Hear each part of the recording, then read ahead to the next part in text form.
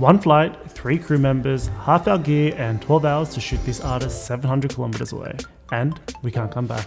Welcome to Behind Artistry, where we show you everything that goes into shooting these episodes. This episode we fly to a small town to film with artist Gerrard. In this episode we'll show you how we structure our shoots when you can't come back to a location, how we decide on the scenes that we're going to shoot, and how we pull this all together.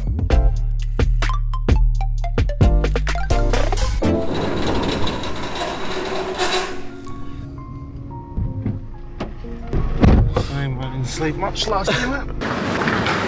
Hey! This was our first shoot away for this series, so we had to slim down on what we typically use. 10 bags. 10 chicken bags. With the goods. And yes, that's still quite a bit of gear. Of course they check me. Of course they check me. Look at this sus there, mate. Now we're flying up to a small town called Ballina, and because we're funding this series ourselves, we only had 1.5 days to shoot this shoot. Look like you got some really good beauty sleep. I do, man. I can see it working already. Absolutely. We've just landed in Ballina, and as you can see, it's raining crazy. We've got about half an hour drive to get to Tom's artist studio. Besides grabbing coffee, the most important thing that I wanted to do was understand what Tom had on. So while the team was setting up for the interview, I sat down with Tom and discussed what he potentially had on and what were a few things that we could do today that could actually help him on his schedule, because he did actually have an exhibition coming up. I've got these 3 pieces of paper on the wall and that, and I'll just add to them and you can see something go from like blank to finished product. Because we have a pretty set look for our interview, we just had to find the most interesting background, and we settled on something like this. Now, because we didn't fly with all of our kit, some of these setups are going to look a little janky. We ended up renting a few things, which was a combo stand, which actually wasn't that sturdy, and a couple of sandbags. Because we didn't have enough sandbags, we ended up filling a bag so that we could use it as a counterweight on our junior boom. We started trying to cover our bases and get just general coverage, trying to get as many scenes as we could. We shot one little scene over here, which is just before you ducked off, and then we did sort of this exit to sort of come to this side of the studio. So now we're just shooting this side. Yeah, just more variety. And then what we're going to shoot after this is him putting sort of paint everywhere. This is great because it gives us a foundation of how we can build our sequences. From here, we broke for lunch, and because we were thinking of the story as we were shooting all these different scenes, we started to brainstorm all the elements that we knew were going to make the story, and then started to break down the scenes that we could potentially shoot. One of these being a concept that he talks about, which is him drawing every single day. So we ended up setting up this table outside, so we had a different setup, so everything didn't look the same, and it sort of looked like this.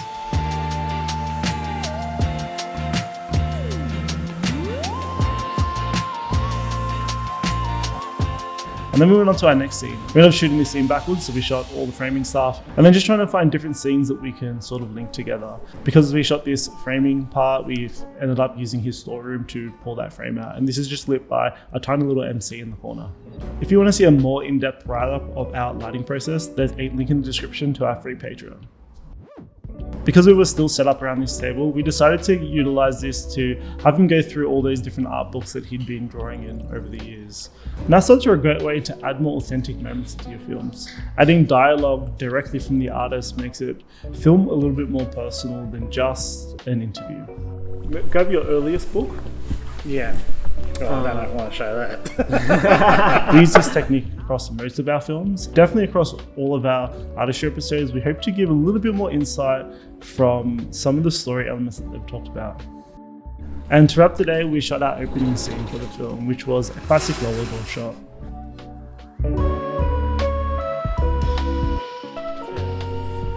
We wrapped up and went to our Airbnb to relax and start our storytelling. What are you most looking forward to, Josh, about coming in here? Dropping an Oppenheimer.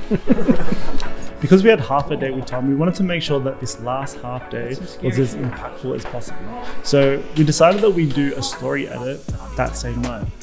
This will give us the foundation to add more scenes so that we could play around a little bit more with different camera techniques. It's about 9:45. And I just finished cutting the rough story for Tom's episode. Probably the main reason for this was that we know that we're not coming back up here to Mullumbimby, so this is giving us a heaps better picture of the scenes that we're missing and the scenes that we want to stitch together. Hey. Oh, up! I'm up! I leave at 6:45. 6:50. Jokes. That's it. Day 2. Good start. Let's go. When we got in, we showed Tom where we had landed with the story, and he really liked it.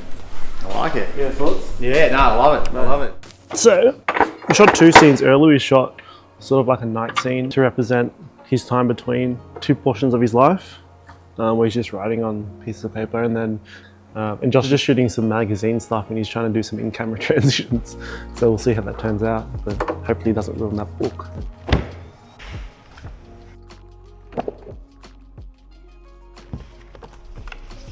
We broke for morning tea, and then we discussed some of the other scenes that we could shoot. One of the shots was this scene of all the artworks leaving the studio, and I wasn't completely sure how this was going to end up in post, but I knew it was going to be some sort of either rotoscoping variation or just jump cuts between. And we wanted to add a little bit more to the shot, so we ended up doing a day to night transition.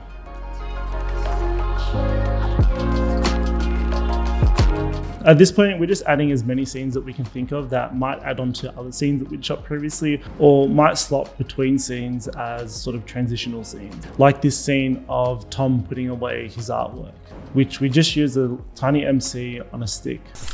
Sound pole, Blue? Yeah. The MC on top. And this outdoor shot where we felt like we could put anywhere, and just general walking around the studio. I think all this gives us filler shots and just textures that we can play and put around between scenes and in scenes to sort of extend them. Overall positive experience. Like, it's great to work with a team of people who have a vision and know what they want to be doing, and even just seeing the rough cut that was put together last night was, I was just blown away. We just wrapped day 2 with Tom Gerrard, and yeah, it went pretty smoothly. I mean, we finished an hour ahead of schedule, although we did start an hour earlier, but yeah, everything turned out sick. We shot how many scenes? Like 6 scenes today? What let us smash to it was, I think yesterday we had that planning session. Yeah, cut the story. And we like nailed the story, and we knew what we were going to shoot. And then yeah, with Tom's help, he added a couple more scenes, and that was it. And then we packed up and headed to the airport. All in all, we're really happy with how this video turned out. I'll put a link to the full video in the description below. If you liked the video, let us know what your favorite thing was, and see you next one.